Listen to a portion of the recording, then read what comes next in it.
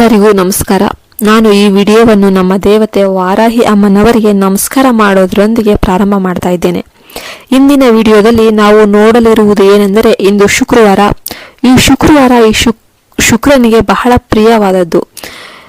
ನಮಗೆ ಎಲ್ಲ ಸಂತೋಷ ಹಾಗೂ ಸಂಪತ್ತು ಬೇಕಾದರೆ ಶುಕ್ರನ ಆಶೀರ್ವಾದ ನಮಗೆ ಬೇಕೇ ಬೇಕು. ಆದ್ರಿಂದ ಇಂದಿನ ವಿಡಿಯೋದಲ್ಲಿ ಶುಕ್ರನ ಆಶೀರ್ವಾದಕ್ಕಾಗಿ ನಾವು ಏನು ಮಾಡಬೇಕು ಅಂತ ತಿಳ್ಕೊಂಬರೋಣ. ವಿಡಿಯೋಕ್ಕೆ ಹೋಗುವ ಮುನ್ನ ಯಾರಾದರೂ ನಮ್ಮ ಚಾನಲ್ ಫಸ್ಟ್ ಟೈಮ್ ನೋಡ್ತಿರೋರು ದಯವಿಟ್ಟು ಸಬ್ಸ್ಕ್ರೈಬ್ ಮಾಡಿ, ಪಕ್ಕದಲ್ಲಿರುವ ಬೆಲ್ ಐಕನ್ನ ಪ್ರೆಸ್ ಮಾಡಿ. ನಿಮ್ಗೆ ಏನಾದರೂ ವಿಡಿಯೋ ಇಷ್ಟ ಆಗ್ತಾ ಇದೆ ಅಂತ ಅನಿಸಿದರೆ ದಯವಿಟ್ಟು ಒಂದು ಲೈಕ್ ಮಾಡೋದನ್ನು ಮರಿಬೇಡಿ. ಈ ದಿನ ಶುಕ್ರವಾರ ಹೋರಾ ಸಮಯಗಳು ಬೆಳಿಗ್ಗೆ 6ರಿಂದ 7 ಗಂಟೆ, ಮಧ್ಯಾಹ್ನ 1ರಿಂದ 2 ಗಂಟೆ ಮತ್ತು ರಾತ್ರಿ 8ರಿಂದ 10 ಗಂಟೆ. ಇವು ಶುಕ್ರವಾರದಂದು ನಾವು ಹೊಂದಿರುವ ಶುಕ್ರ ಹೋರಾಗಳು. ಈ ಹೋರಾ ಸಮಯಗಳು ಬಹಳ ಶಕ್ತಿಶಾಲಿ, ಅತ್ಯಂತ ಶಕ್ತಿಶಾಲಿ ಮತ್ತು ನಮ್ಮ ಆಸೆಗಳನ್ನು ಈಡೇರಿಸುವ ಶಕ್ತಿಶಾಲಿ ಸಮಯ ಅಂತ ಹೇಳ್ಬೋದು.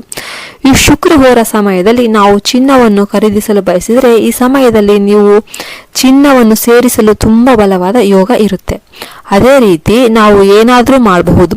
ಈ ಹೋರಾ ಸಮಯದಲ್ಲಿ ನಾವು ಒಂದು ಆಸೆಯನ್ನು ಮಾಡಿಕೊಂಡಾಗ ಅದು ನಮಗೆ ನನಸಾಗುವ ಸಾಧ್ಯತೆ 100% ಇರುತ್ತೆ.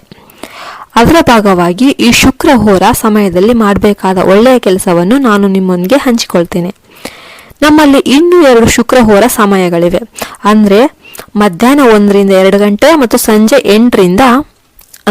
8ವರೆಗೆ ಅದನ್ನು ನಾವು ಬಳಸಬಹುದು. ನೀವು ಇಂದು ಅದನ್ನು ತಪ್ಪಿಸಿಕೊಂಡ್ರೆ ಮುಂದಿನ ಶುಕ್ರವಾರ ಕೂಡ ನೀವು ಖಂಡಿತವಾಗಿ ಅದನ್ನು ಅನುಸರಿಸಬಹುದು.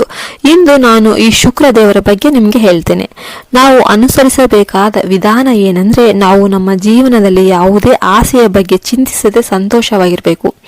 ನಾವು ಯಾವುದೇ ರೀತಿಯಲ್ಲಿ ಅಭಿವೃದ್ಧಿ ಹೊಂದಬೇಕು ಅಂದ್ರೆ ನಾವು ನಮ್ಮ ಸಂಬಳವನ್ನ ದ್ವಿಗುಣಗೊಳಿಸಬೇಕು, ನಮಗೆ ಉತ್ತಮ ಸ್ಥಾನ ಸಿಗಬೇಕು. ಈ ವಿಧಾನವನ್ನು ಸಹ ಅನುಸರಿಸಬಹುದು. ಆದರೆ ನಾವು ನಮ್ಮ ಜೀವನವನ್ನ ನಿರ್ದಿಷ್ಟ ಆಸೆಯ ಮೇಲೆ ಆಧರಿಸಬಾರದು. ಈ ವಿಧಾನವನ್ನು ಸಹ ಅನುಸರಿಸಬಹುದು.